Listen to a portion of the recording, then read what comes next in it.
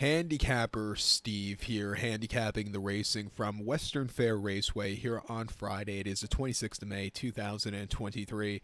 Gonna look at the 12th race from Western Fair, but before I get on to that, remember to please follow me on Twitter at Horse Racing Kid 5 for more selections for race courses around the world, and I mean around the world. Let's look at the 12th race from Western Fair, which is the Camluck Classic. We have a field of 8 pacers going that 1 mile trip, going for that $150,000 purse. My top selection here in this year's Camluck, I'm going to go with the number 1 horse here. This is the plan. I'm going to go 148 in your trifecta. 148 trifecta, top selection 1 horse. This is the plan. This 8-year-old gelding by Some Beach Somewhere.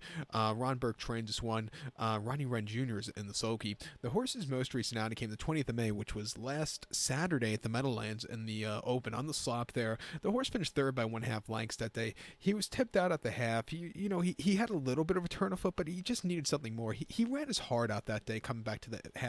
To the mile, back to the half mile. Speed from the inside is always killer here. I think he could run a good race and get the job done.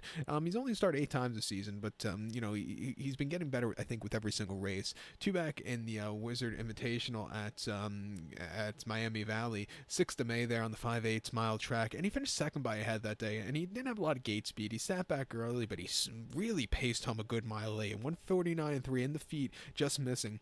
I didn't think that was a half bad race there. And then the Borgata final at Yonkers on the 24th of April. Finished 4th by 2.5 lengths that day. From the rail, he set the pace. He got caught late.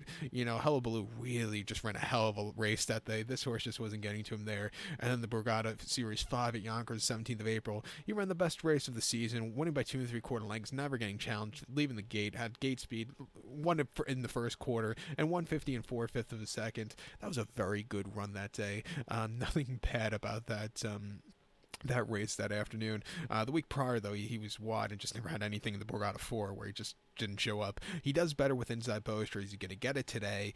Wouldn't surprise me if he walks in the front in 8-5. I know he's a favorite, but he's a very likely winner.